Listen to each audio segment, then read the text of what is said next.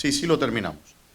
Dice, Sarai, mujer de Abraham, no le daba hijos, y ella tenía una sierva egipcia que se llamaba Agar. Dijo entonces Sarai a Abraham, ya ves que Jehová me ha hecho estéril, te ruego pues que te llegues a mi sierva, quizás tendré hijos de ella. Y atendió Abraham al ruego de Sarai, y Sarai, mujer de Abraham, tomó a Agar, su sierva egipcia, al cabo de 10 años que había habitado Abraham en la tierra de Canaán, y la dio por mujer a Abraham su marido. Y él se llegó a Agar, la cual concibió, y cuando vio que había concebido, miraba con desprecio a su señora. Entonces Sarai dijo a Abraham, mi afrenta sea sobre ti. Yo te di mi sierva por mujer, y viéndose encinta me mira con desprecio. Juzgue Jehová entre tú y yo. Y respondió Abraham a Sarai, he aquí, tu sierva está en tu mano. Haz con ella lo que bien te parezca. Y como Sarai la afligía, ella huyó de su presencia. Y la halló el ángel de Jehová junto a una fuente de agua en el desierto, junto a la fuente que está en el camino de Shur. Y dijo, Agar, sierva de Sarai, ¿de dónde vienes tú y a dónde vas? Y ella respondió y dijo, huyo de delante de Sarai, mi señora. Y dijo el ángel de Jehová, vuélvete a tu señora y ponte sumisa bajo su mano. Le dijo también el ángel de Jehová, multiplicaré tanto tu descendencia que no podrá ser contada a causa de la multitud. Además le dijo el ángel de Jehová, he aquí que has concebido y darás a luz un hijo, y llamarás su nombre Ismael, porque Jehová ha oído tu aflicción. Y él será hombre fiero, su mano será contra todos, y la mano de todos contra él, y delante de todos sus hermanos habitará. Entonces llamó el nombre de Jehová Entonces llamó el nombre de Jehová que con ella hablaba, tú eres Dios que ve, porque dijo, no he visto también aquí al que me ve. Por lo cual llamó al pozo, pozo del viviente que me ve. He aquí está entre Cades y Beret. Y Agar dio luz a un hijo, a Abraham, y llamó a Abraham el nombre del hijo que le dio a Agar, Ismael. Era Abraham de edad de 86 años cuando Agar dio a luz a Ismael. Esta historia, el apóstol Pablo la menciona, la historia de Agar con Ismael, la menciona en el libro de Gálatas para darnos para ilustrar lo que es la diferencia del hijo de la esclava. Lo menciona también en el libro de Romanos para ilustrar la relación de la libertad o el llamamiento de la promesa con el llamamiento que era según la ley. Aquí vemos una tradición oriental que existía, que cuando había una mujer que no era estéril, ¿cómo? Sí, cuando una mujer era estéril y ella daba a luz sobre las piernas de la otra mujer, de la señora, ese hijo se consideraba como hijo de la, de la, de la señora, sí, como hijo de la señora. Pero aquí lo que vemos son varias cosas interesantes. Nos encontramos nuevamente, como tantas veces en la Escritura y a veces en nuestras vidas, cómo el hombre trata de resolver sus problemas por sí mismo y termina después creando mayores problemas. Aquí viene Sarai, a pesar de la promesa que Dios le había hecho a Abraham. No solo una promesa, Dios había pactado con Abraham. Dios hizo un pacto solemne con él. ¿Se acuerdan que en los capítulos anteriores, cuando él le dice, toma un becerro, toma un cabrito, etcétera, y divídelo en la palomita y los dividirás y pondrás hasta que el Señor pasa como una columna de fuego entre ellos? Eso lo estuvimos viendo la semana pasada.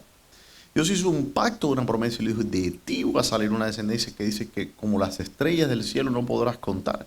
Y sin embargo, ¿qué hace Sarai? Sarai duda y trata de buscar soluciones humanas a problemas espirituales. Y yo me imagino que ustedes también, ¿cuántas veces nos hemos visto en un lugar semejante?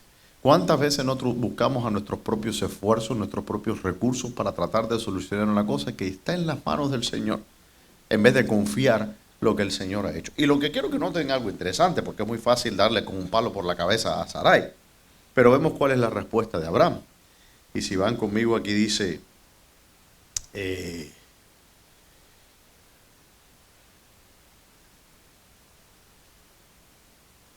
espérese. Y atendió, en el 2 dice, y atendió Abraham al ruego de Sarai. ¿Atendió a Abraham el consejo de su esposa? ¿Cuál era la respuesta que debió haber tenido tal vez Abraham cuando su esposa le hizo esa promesa y le dijo, no, no, no, no, no, el Señor nos ha hecho una promesa? Pero aquí vemos algo interesante. Aquí vemos que el padre de la fe parece que titubeó en la fe. Porque nos imaginamos en los héroes de la fe como si fueran superhumanos, como si no fueran sacados de la misma cosa, materia que nosotros. Pero aquí vemos a Abraham diciendo, pensando, bueno, tal vez esta sea la forma en que Dios va a obrar en este asunto. Y le permite a su esposa entonces hacer esto, que después conllevó, como ustedes saben, ustedes que son grandes teólogos y conocedores de la Escritura, a todas las cosas que conllevó.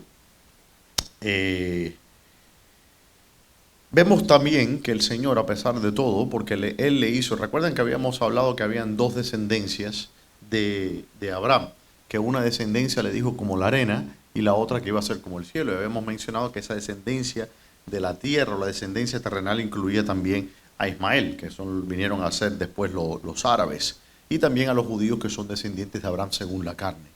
Pero que hay una descendencia espiritual, que es la descendencia según la promesa. Y esos son todos los que son judíos con una circuncisión del corazón, con la circuncisión de Cristo. Y esos son todos los que son llamados de acuerdo a la promesa. En el libro de Romanos habla maravillosamente de eso. De hecho, yo el video más popular que tengo en el YouTube es el de precisamente el capítulo 9 de Romanos, hablando de los calvinistas, ¿no? Y donde explico cómo es que era cómo explicaba el apóstol Pablo en el capítulo 9 de Romanos, cómo él explicaba eso de la promesa de la fe de Abraham.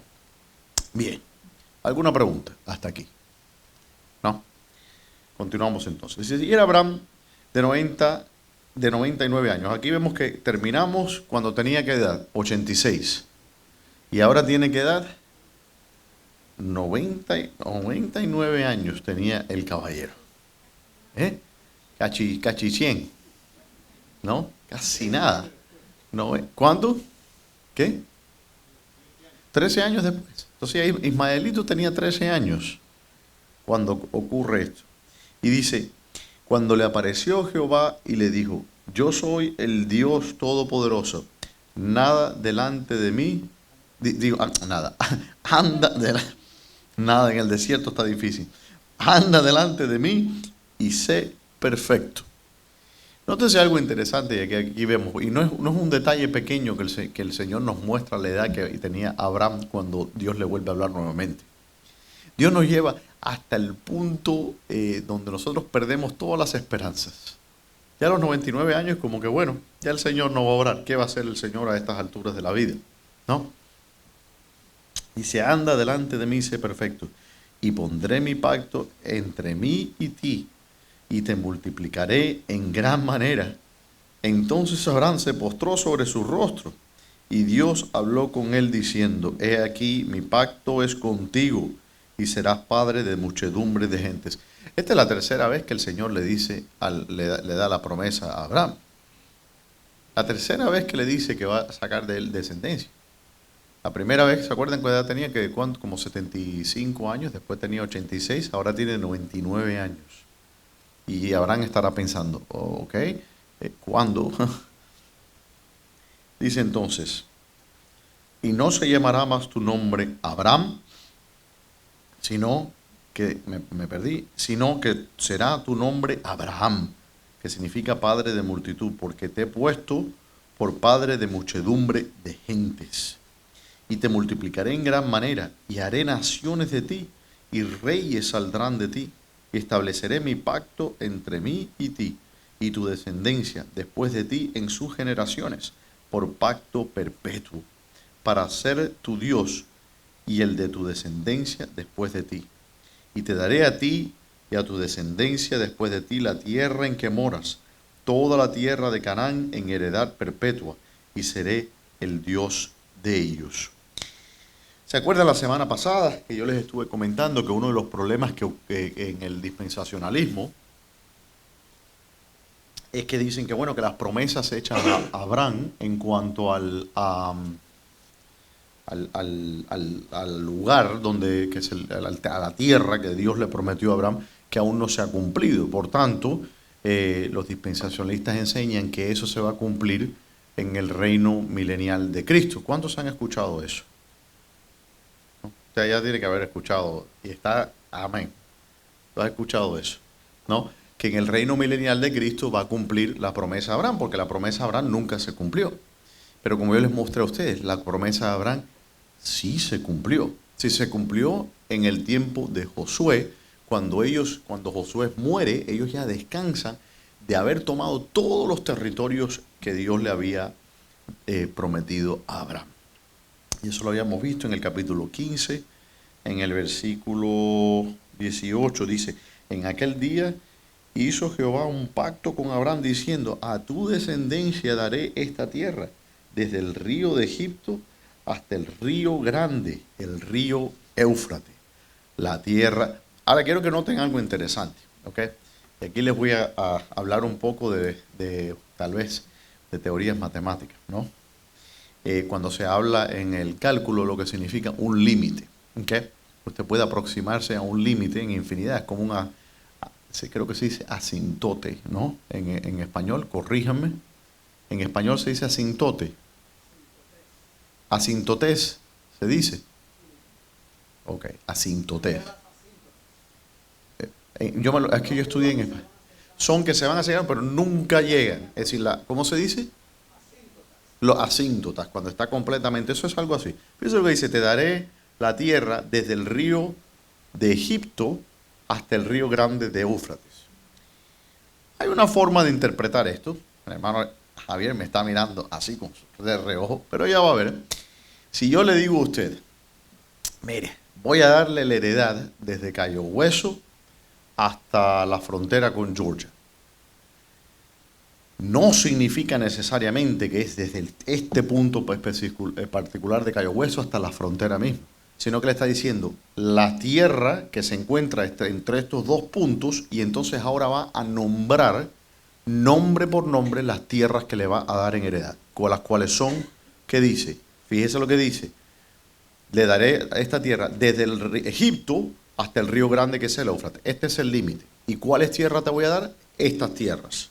Ceneseos, los ceneos, los ceneseos, los camoneos, los eteos, los fereceos, los refaitas, los amorreos, los cananeos, los gergeseos y los jebuseos. Todas esas tierras, esas naciones que fueron mencionadas, fueron conquistadas por Josué. Pero eso es una interpretación posible. Pero le voy a decir que esa interpretación no es ni siquiera necesaria. Porque la posesión de Israel, del reino de Israel, se extendió literalmente desde el río de Egipto, que era la frontera sur en el reino de Salomón, hasta el río Éufrates. De hecho, se han hecho excavaciones recientes porque las minas de cobre que se mencionan en el libro de los reyes y en las crónicas de Salomón se han descubierto y están justamente en el lugar donde indica la Biblia. Vayan conmigo a Primera de Reyes 4:21. Primera de Reyes 4:21.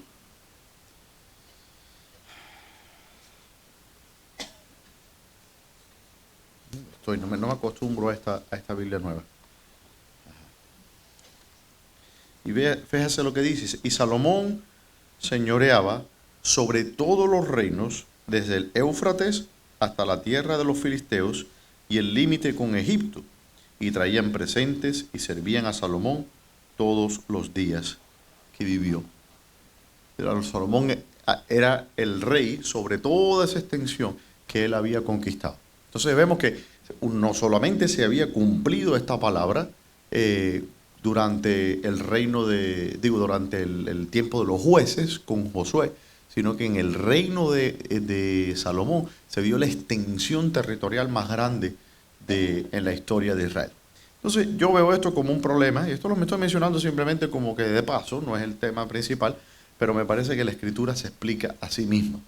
Y muchas veces cuando yo veo, por ejemplo, la teoría dispensacionalista, me parece que no encaja con lo que la Escritura nos dice, pero el hermano allá tiene algo que nos va a señalar y nos va a ilustrar como sí encaja. A ver, cuénteme, hermano. No hay micrófono para el hermano. Sí, porque si no, no.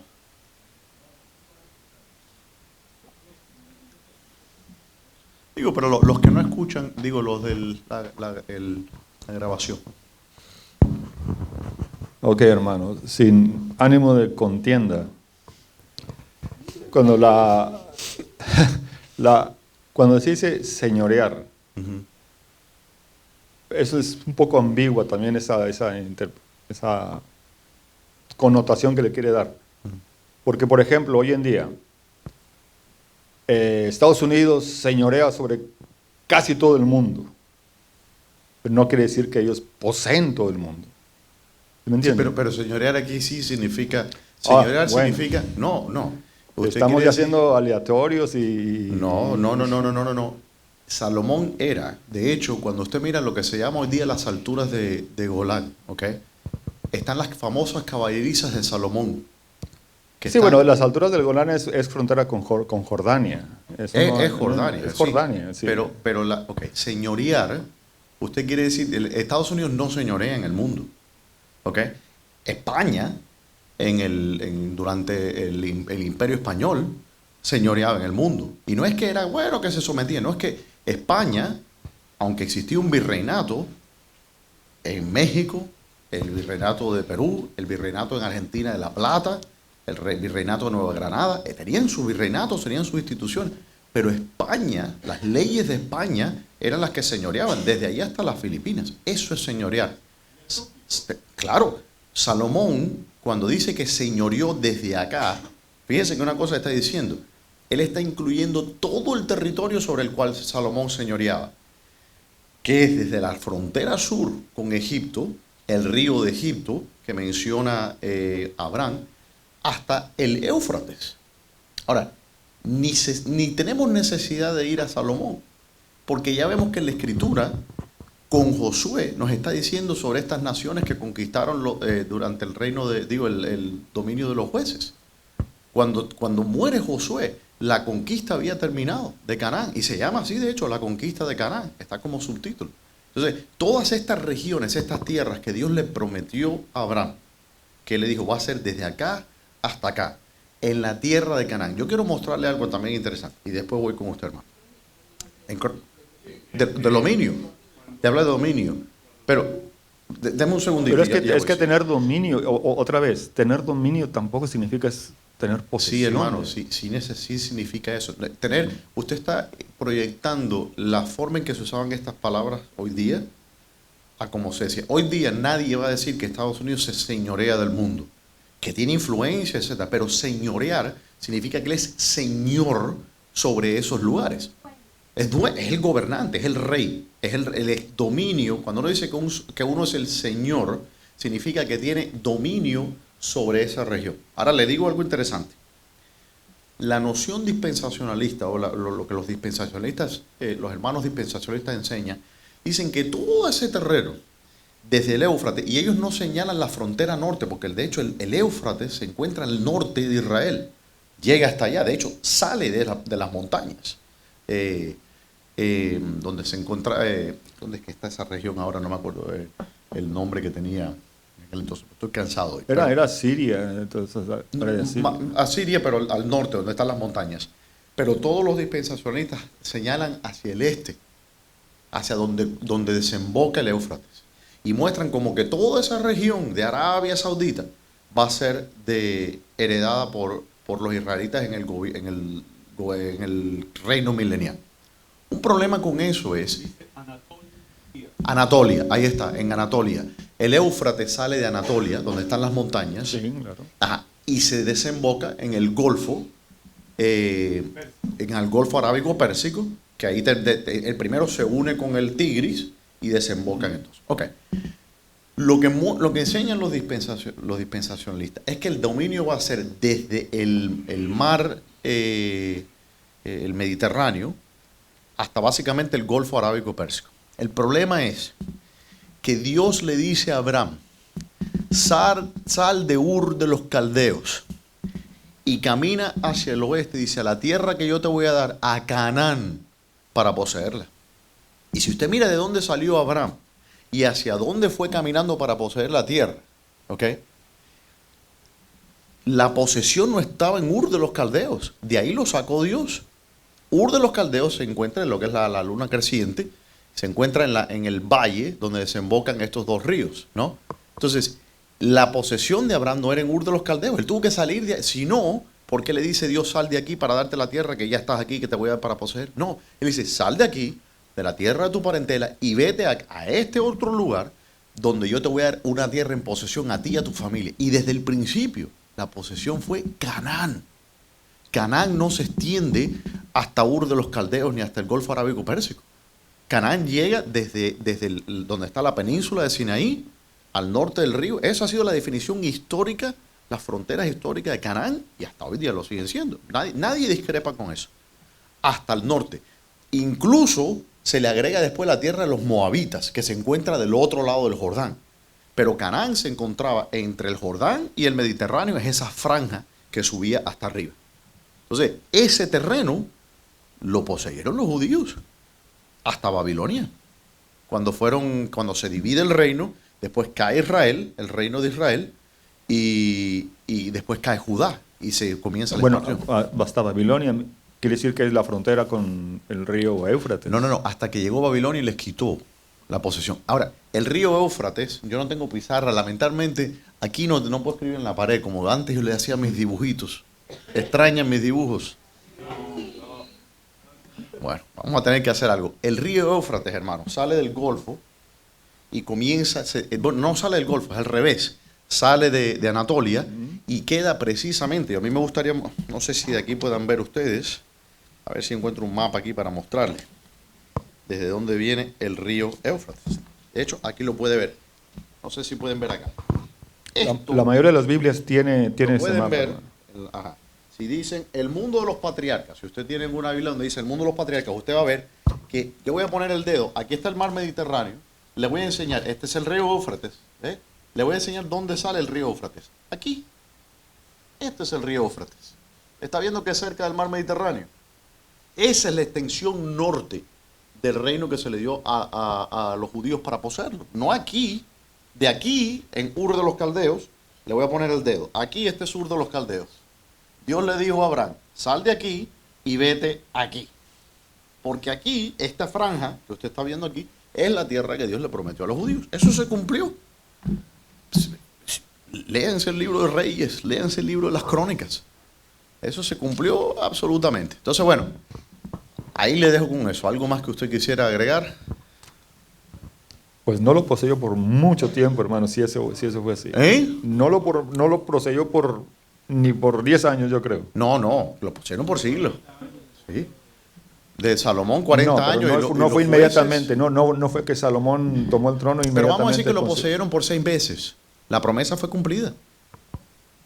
Recuerda una cosa, yo creo que una de las cosas también que usted mire es cuando dice el pacto eterno por perpetuidad. Okay. Y esto es algo importante. No me he olvidado de usted, hermano. No me he olvidado. Cuando nosotros leemos la ley de Moisés y le dice, esto va a ser un pacto que dice perpetuo contigo y con los hijos de Israel para siempre. Y esta ley nunca va a ser abrogada. ¿Y por qué nosotros entonces no practicamos la ley? Porque cuando dice pacto perpetuo, se está refiriendo al siglo. Cuando el Señor Jesucristo habla, dice hasta el fin de este siglo, ¿no? Dice, no pasarán mis palabras hasta que... No, o cuando dice, una de las detalles interesantes, a ver si ustedes entienden esto. El Señor le dice, porque los calvinistas, los reformados enseñan que la blasfemia en contra del Espíritu Santo no puede ser cometida hoy día.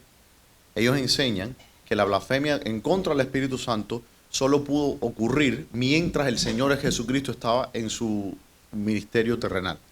Ellos enseñan que es imposible que ninguna persona cometa el pecado de blasfemia en contra del Espíritu Santo en nuestros tiempos, porque eso es algo que solo podía ocurrir mientras Cristo estaba en la tierra. Sin embargo, el Señor Jesucristo nos dice algo. Él dice, la blasfemia contra el Espíritu Santo no va a ser perdonada ni en este siglo, ni en el venidero. ¿Qué significa con eso? Él está hablando que él estaba viviendo en un siglo, y que siglo no piense 100 años. Siglo significa una era, un tiempo, una dispensación. ¿Qué siglo está hablando el Señor Jesús? En la era de la ley y después en el pacto de la cruz, que es el siglo venidero. Porque si Jesucristo se estuviera refiriendo al fin del mundo, no hay un siglo venidero después de este. Es el reino del Señor, ¿no? Entonces, cuando está hablando de que hay una promesa perpetua, por ejemplo, con Abraham, eso culmina en ese siglo, en esa era. El pacto es perpetuo, como fue el pacto con Noé, hasta que terminó la era de Noé y comenzó el pacto con Abraham. Cuando termine el pacto, el siglo, la era, la dispensación. La dispensación. No, yo no tengo problema con la palabra dispensación. La dispensación está en la Biblia. Dice la dispensación de los tiempos. El problema es cuando usamos esa palabra para referirnos a un sistema hermenéutico que no concuerda con muchos pasajes de la Escritura. Entonces, yo no tengo problema con la palabra dispensación. Yo digo que es una dispensación. Y está la dispensación de la ley. Entonces, dentro de la dispensación de la ley, es válido decir, esto es un mandamiento perpetuo para siempre, etc. Para siempre hasta que termine el siglo. Como mismo, terminó el siglo cuando vino la destrucción y vino la venida del Señor en juicio en Mateo 24. Cuando veáis, dice, a los gentiles. Yo quiero que note algo interesante. Cuando habla, dice, cuando veas a los ethnoi, dice a las naciones, pero la palabra etno significa gentiles. Cuando veáis a los gentiles rodeando la ciudad santa, sabéis que ha venido el reino, etc. ¿Qué significa eso? Que hasta ahí llegó la dispensación de la ley. Entonces, no pasará mi palabra hasta que todas estas cosas se cumplan. ¿Cuándo? En la dispensación de la ley.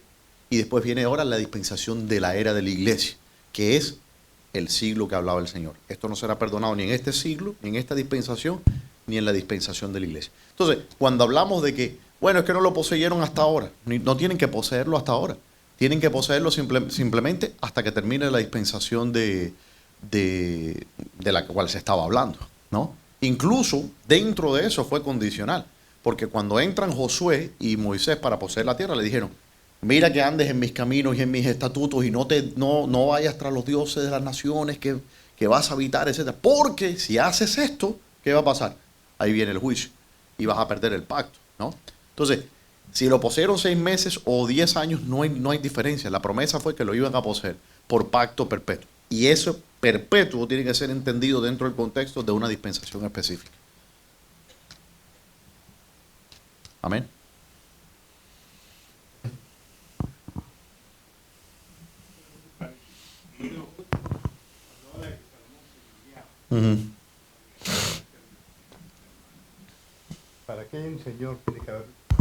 Para que haya un señor tiene que haber súbditos.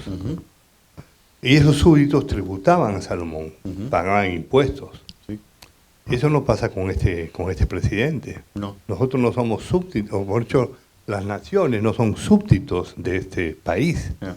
No pagamos impuestos, en este caso a nuestro país. No pagan. No, y no solo eso. Por ejemplo, hubo en el tiempo del reinado del rey Ezequías, que es descendiente de Salomón, se han descubierto incluso templos a Jehová, al Dios de los judíos, en estos lugares que eran paganos, eran lugares paganos. ¿Por qué? Porque estos estaban bajo el dominio de Salomón. Es decir, el dominio de Salomón fue tan increíble. Estamos hablando que vino eso es una gran enseñanza también, la reina de Saba, ¿no? Y eso hay mucho simbolismo ahí para enseñar, muchas grandes verdades ahí. Pero, ¿por qué? Porque habían escuchado hablar de su fama. Y el dominio de él iba literalmente, cuando lleguen a sus casas, busquen dónde comienza, dónde está el origen del caudal del río Éufrates, y busquen después el río de Egipto, y esos son los marcos de lo que Dios le prometió. Eso fue cumplido. Dios cumplió esa promesa. No tenemos que esperar un reino literal, hipotético, futuro para que Dios cumpla esa promesa. Una promesa que, dicho sea de paso, no tiene sentido un cumplimiento literal de lo cual esto es un símbolo, cuando ya lo que es el símbolo ha sido manifestado. ¿Me entiende lo que le quiero decir? Es como que tenemos en el futuro, como muchos dispensacionalistas quieren que se vuelva a construir el templo y que se vuelvan a iniciar los sacrificios. ¿Para qué? Ahí no va a estar el Shekinah del Señor, ahí no va a estar la unción de Dios, Dios no va a consagrar ese templo, nunca más. Dios destruyó ese templo. No fueron los romanos, hermanos. Léanse las historias de Josefo. Josefo fue un testigo visual de lo que ocurrió en Jerusalén en ese momento. Tito, que era un general, Tito no quería destruir el templo. Él quería preservarlo y regalárselo a su padre, a Vespasiano, el emperador, porque era un templo que era, ¿quién va a querer destruir ese templo? Y de hecho, Tito mismo puso a su guardia personal a la entrada del templo, en la plataforma del templo, para que nadie entrara a destruirlo, de los romanos mismos. Y dice Josefo que tal fue el desenfreno de los romanos, de las legiones, y tal fue la furia, dice, que ni siquiera los mismos romanos pudieron evitar, dice Josefo, que entraran y le prendieran fuego al templo. Y dice que Tito se quedó, dice, sin poder frenarlo. Dice que es que ardió el templo. El mismo Tito no quería destruirlo. ¿Por qué fue que hicieron eso? ¿Eh? ¿Por qué fue que lo quemaron? La razón bueno, no se sabe, pero lo que yo veo, Josefo explica esto como algo que no fue una destrucción intencional del templo por parte de Tito. Tito quería destruir, abrazar por la ciudad, pero quería preservar el templo como una joya, como algo triunfal. Y dice que mandó su propia guardia personal a ponerse frente para que no entrara. Dice que entraron las turbas romanas y la guerra y no pudieron frenarlos. Yo lo que veo es, que es histórico, porque es bíblico, el Señor nos lo dice en Mateo 24, que fue el Señor cuando retiró su mano y dijo, hasta aquí llegó esto. Y llegó el fin del siglo, terminó el fin de la era de la ley. Ya no es más necesario el corderito y el esto y el... ¿Por qué? Porque ya tenemos al Cordero. ¿Qué más vamos a seguir con este símbolo? Entonces, uno de los aspectos, hermano Javier, del dispensacionalismo es que quiere volver a resucitar a los símbolos. Y es que Dios no actúa así. Dios no nos va a traer un arca nuevamente o un templo o esto. ¿Para qué? Estos eran símbolos. Ya pasó lo que representaba. Ya tenemos a Cristo, el templo de Dios, el arca de Dios en el cielo.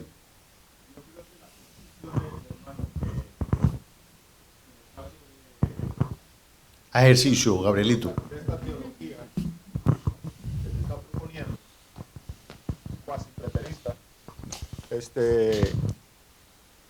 no es que una gente, los cristianos tradicionales, dispensacionalistas, no es que estamos echándole porras a que eso pase y que creemos, o sea, yo sé que no tiene significado para nosotros, nuestra Pascua ya se celebró, no estamos, vaya, yo no soy de los que, a mí me gustaría ir a Jerusalén solamente por turista y lugares históricos, no a ir a orar y que va a ser algo especial, que yo puedo orar aquí y el Señor me responde. Yo tampoco voy a ir al Muro de los Lamentos a poner la mano, ni el papelito, ni nada de eso. Yo sé que eso no tiene absolutamente nada, un poder especial. Ningún dispensacionalista puede pensar de esa manera. ¿Sí me entiende? Sí, pero sí lo piensan. Y le voy a decir, le voy a demostrar que sí lo pienso. Le voy a demostrar. Primeramente le voy a mencionar un detalle. Muchas organizaciones cristianas han donado millones de dólares para contribuir con la construcción del templo. Esto es un hecho. Muchas organizaciones cristianas, sobre todo los carismáticos, etcétera, han donado millones de dólares para mandarlos a Israel para contribuir con el costo de reconstruir el templo. Y tienen gran alegría y excitamiento de ver que ya fundaron la minora de oro y que ya las vacas sagradas y todas esas cosas. Les voy a demostrar que los dispensacionalistas sí creen que ese templo va a ser el templo de Dios. Y es por esta interpretación. Dice que el anticristo se va a sentar en el templo de Dios para actuar como Dios. Si yo le estoy diciendo a usted que ellos pueden construir el templo más magnífico en la historia de la humanidad, revestirlo de oro como quieran, eso no es templo de Dios. Porque para que sea templo de Dios hace falta una cosa necesaria: Dios. Y Dios no va a estar en ese templo. Entonces, si el anticristo viene y se sienta en un templo magnífico, no está sentándose en el templo de Dios. Porque no es el templo de Dios. ¿Entiende el problema que vemos? Yo estoy de acuerdo con usted en eso. Y no sé de dónde no sé de esos carismáticos, hermano. Nosotros no somos carismáticos, no, claro, bautistas fundamentales. ¿Sí? Los carismáticos a mí no me interesan. ¿Sí? Ahora, cuando el Señor Jesucristo estuvo en su ministerio terrenal, cuando los cambistas en el templo, Ujú. el Señor se indignó y tiró las mesas y todo eso, porque todavía significaba algo. Sí. ¿Sí? Ahora, yo entiendo, una vez que el Señor se va al cielo, el templo pierde ya su significado, tal cual. ¿Sí? Y estaba predicho que la destrucción del templo. El Señor mismo predijo la destrucción del templo y eso pasó. Ahora, el tercer templo, yo personalmente y los cristianos fundamentales, yo estoy de acuerdo con usted en ese aspecto. No es el templo de Dios, va a ser el templo del anticristo. Pero entonces no está, la blasfemia del anticristo es que se sienta sobre dice, en el templo de Dios como si fuera Dios. Pero dice la escritura eso. Entonces, no dice el templo del anticristo, dice el templo. Hermano, revise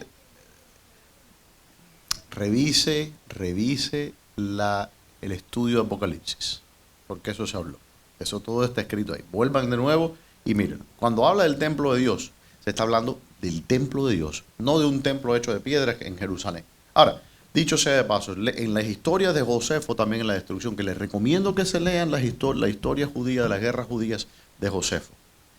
40 años después de Cristo ocurrió un evento muy interesante. Hubo varios eventos que ocurrieron, pero uno de ellos fue que durante la fiesta de Yom Kippur, dice que descendió una gran luz, o más bien ascendió de sobre el templo, dice una gran luz que parecía el sol, dice, que alumbró, dice, como por media hora toda Israel, toda Jerusalén, como si fuera mediodía, dice Josefo. Y después esa luz ascendió al cielo y se fue. Dice, nuestros sabios, dice Josefo, interpretaron aquella señal como algo de un mal augurio, como que la gloria de Dios, la presencia de Dios, había abandonado el templo. Entonces, hubo de hecho, en la escritura no nos habla ese detalle, obviamente la escritura fue escrita antes de la destrucción de Jerusalén. En los libros más tardíos de la Biblia fueron escritos antes de la destrucción de Jerusalén, entonces obviamente eso no va a estar escrito en nuestra escritura, pero fue un evento que ocurrió. Ahora, no quiero tampoco gastar mucho tiempo en eso, ya hemos gastado bastante, pero sí, Alirio.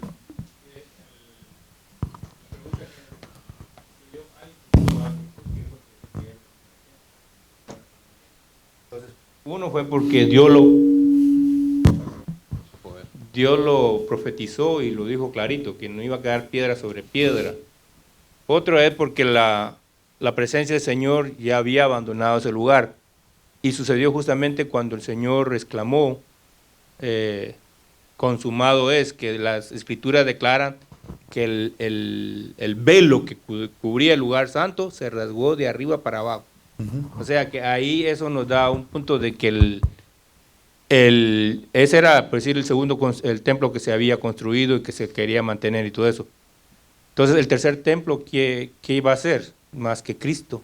Y lo dice. Él es el en tercer el libro templo. de Apocalipsis que no dice, es que no va a haber templo, dice, ni hay necesidad de templo. Me acordé Porque también esos- del el Dios y pasaje su Cordero. de la conversación de Jesús con la mujer samaritana. Cuando la mujer le dice, nosotros los samaritanos adoramos en este monte y ustedes dicen que en el templo. Y Jesús le dijo, la hora viene Y la hora es. y la hora es, que ya no adoraréis a Dios en espíritu y en verdad. O sea, todo eso es la vislumbramiento de lo que iba a venir. Y como usted dice, las escrituras se cerraron antes de que todo eso pasara. Pero el Señor lo declaró, o sea, lo dejó. Bueno, léase, oye, usted puede leerse, si usted se lee a Josefo en una mano y la escritura con la otra en el capítulo 24 de Mateo, es una cosa que, es decir, compagina. Exactamente como el Señor les describió que va a ocurrir. Dice, los que estén en los montes no desciendan, hay de las que estén embarazadas en ese tiempo, orar para que la huida no venga de invierno. Todas esas, todo, punto por punto por punto, fueron cosas que usted lo ve descrito en Josefo. ¿Cómo fue la destrucción? Todo eso, dijo el Señor. No quedará piedra sobre piedra, todo lo que ocurrió.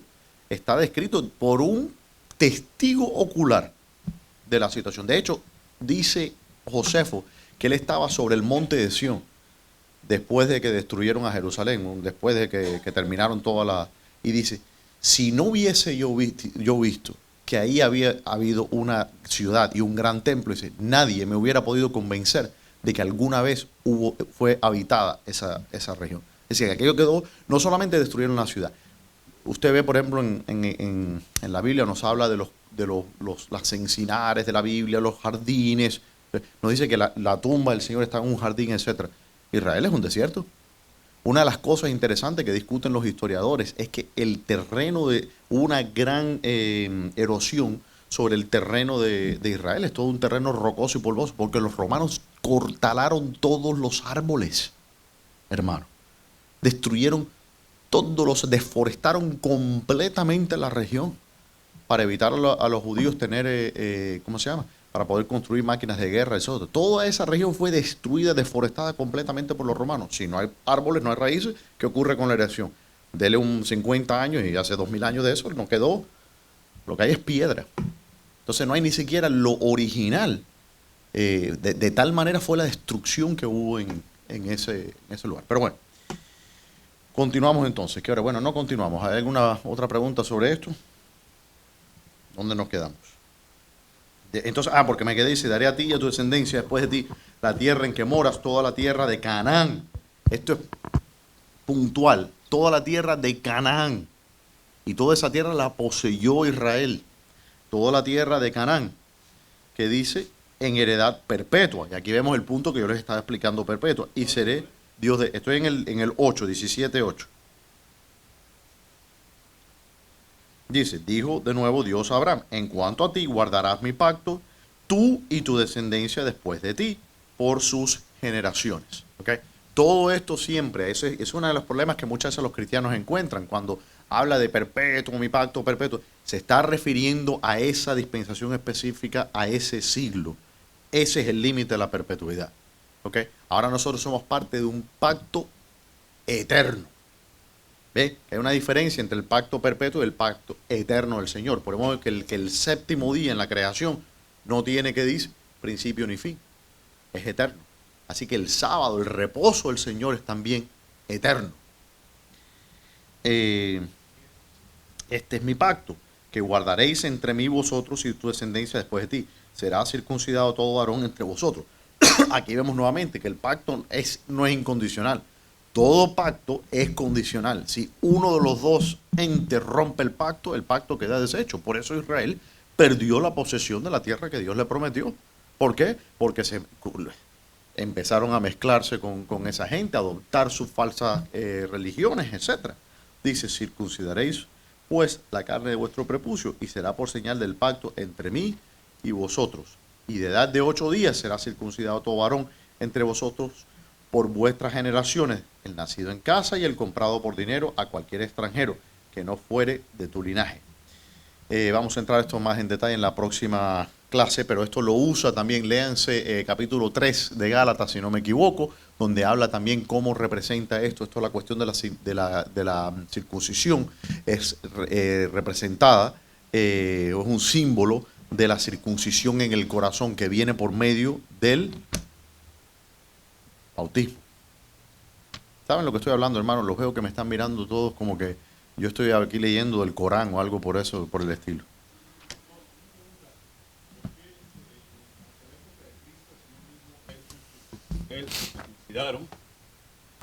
Y él también guardó todas las leyes y el sabbat y todo lo demás. O sea, ¿en qué momento es que el Señor dice, bueno, ya olvídense de la ley? Porque él mismo lo hizo. Y él mismo cumplió la ley y también él dijo que la vino a cumplir. Y él no, digamos que él no rompió la ley. Bueno, si lo hubiera roto, no hubiera podido ser el Mesías, ¿no? Pero ¿en qué momento Cristo o cuándo es que la iglesia debe decir, ya se acabó? Olvídense la ley. La ley, no, él nunca dijo eso. Jamás. El Señor no dijo, yo no vino a abolir la ley. Es decir, que no vino a abolir la ley, él vino a cumplirla. Quiere decir que la ley aún está vigente. Uno de los errores, yo creo que muchas veces en la forma en que los cristianos entienden la ley, bueno, es larga la cosa. Primero, ¿qué ley? ¿Ok? Porque la ley, cuando hablamos de la ley en general, estamos hablando de todo lo que está contenido en la Torah, 5 libros de la Escritura. Pero la ley se divide en diferentes tipos de leyes. Está la ley moral, la cual es válida para toda la humanidad. A mí no me interesa si usted es un hindú en la India, usted tiene que obedecer. Los 10 mandamientos son válidos para toda la humanidad. Y de hecho, toda la humanidad va a ser juzgada por la ley. Hay ley moral, hay ley ritual, que esa era la ley que pertenecía en cuanto a los ritos del templo, quién podía entrar en el templo, quién no podía estar en el templo, qué tenían que hacer los sacerdotes, eso era la ley ritual. Y está otra ley que es la ley cívica, ¿ok? Que esa es la ley que dice el Señor, dice, que le dijeron los fariseos, nuestros padres nos dieron, Moisés nos dio carta de divorcio. Nótese que se dice Moisés, no dice Dios. Y el Señor Jesús le dice, sí, Moisés, porque usted tiene un corazón duro como una piedra. Pero en el principio no fue así. Entonces tenemos, cuando los judíos se refieren a la ley, se refieren a estos tres en uno. Cuando el Señor estaba hablando de la ley, no estaba hablando de la ley cívica, que eso cambió, los reyes hacían pacto, cambiaban cosas, hay una ley, y eso se encuentra en la Escritura, de cómo Moisés pasaba y dictaminaba leyes para guiar y gobernar al pueblo. Todos los pueblos necesitan una ley para ser gobernados, ¿no? Una constitución, por decir así. Eso está plasmado en la Escritura. Eso no es válido. No es válido fuera del tiempo en que fueron puestas aquellas leyes. Tienen un valor pedagógico para nosotros, para aprender, para ilustrarnos, etc. La ley ritual obviamente tiene un valor anagógico, espiritual, en el sentido de que nos enseña las cosas. Por ejemplo, las doctrinas del bautismo que habla en el libro de Hebreos. Eso es dentro de la ley de los ritos levíticos. La vestimenta del sacerdote, que representaba eso. ¿Por qué había que regar la sangre? ¿No? ¿Por qué tenían que ungir los cuernos del altar con la sangre? Pues, todo eso pertenece a la ley ritual. Y tiene, aunque no es válida para nosotros en el sentido que no tenemos que actuar esa ley o hacerla, aprendemos mucho de cómo el Señor se había manifestado en el Antiguo Testamento por medio de estos símbolos. Ese es el poder que tiene. Ahora, no matarás. Esa ley es válida. Y Dios va a juzgar al mundo por esa ley.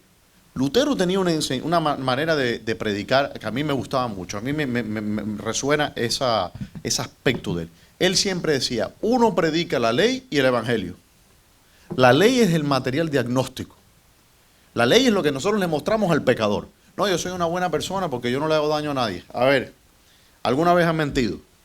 Bueno, ahí tenemos entonces que no eres tan buena persona. ¿Alguna vez has deshonrado a tus padres?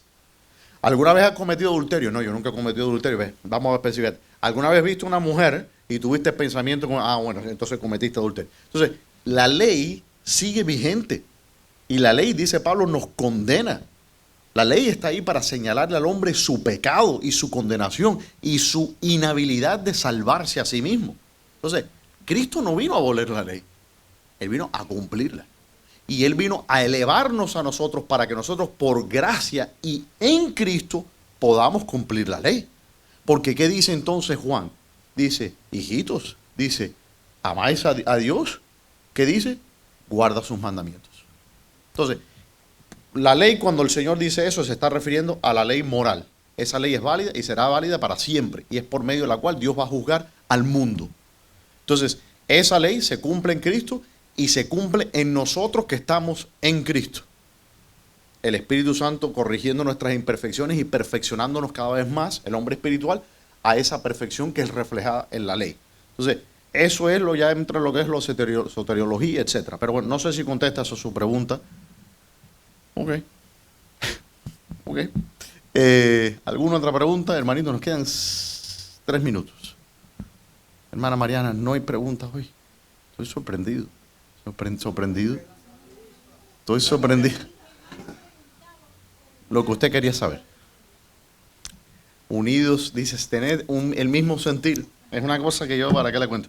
Ok, entonces, nada más que quería señalarles, por ejemplo, en Gálatas 3, esto es tarea para ustedes. Pueden leer en el capítulo 3, estoy viendo aquí.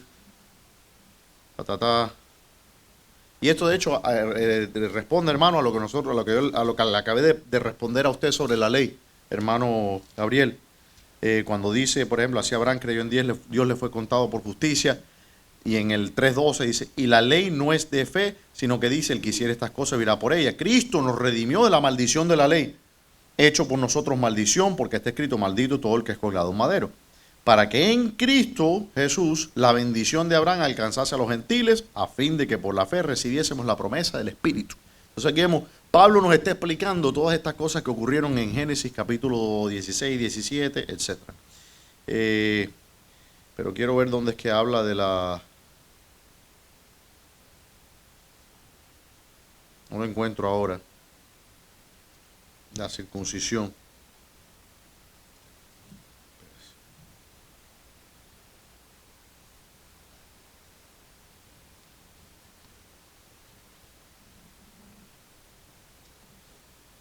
¿Ustedes lo encuentran ahí, hermanos, o no?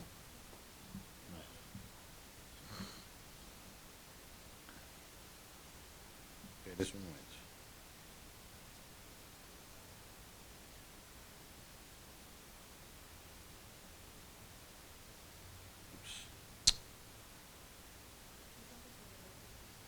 Sí, espérese, a ver si... Gálatas 6:15. Ajá. No, 6:15 dice... Ajá. No, pero no es eso lo que está... Bueno, ya se lo dejaré 5:2, déjeme ver una cosa.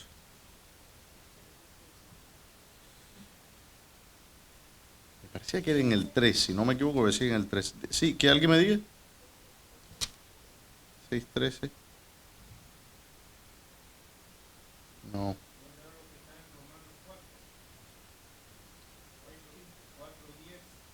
¿Qué dice? No.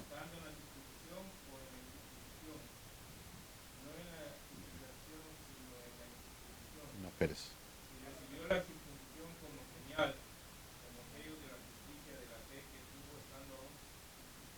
No, hermano Alirio, le he dicho no, 2 veces. Es 6:15. No, hermano. No, hermano, sí, es en Gálatas.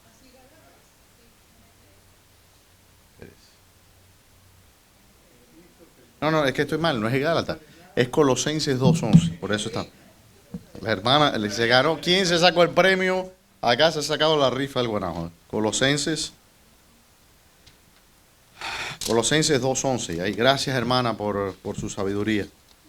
Nosotros lidiando con nosotros necios aquí, imagínense. Empezando por el pastor. ¿Dónde está? Dijimos Colosenses y yo estoy en Filipenses. Ve, y ahí es donde dice, no, y que cuando a mí se me encasqueta algo en la cabeza, mire que yo decía, no, pero es que es en Gálatas. No.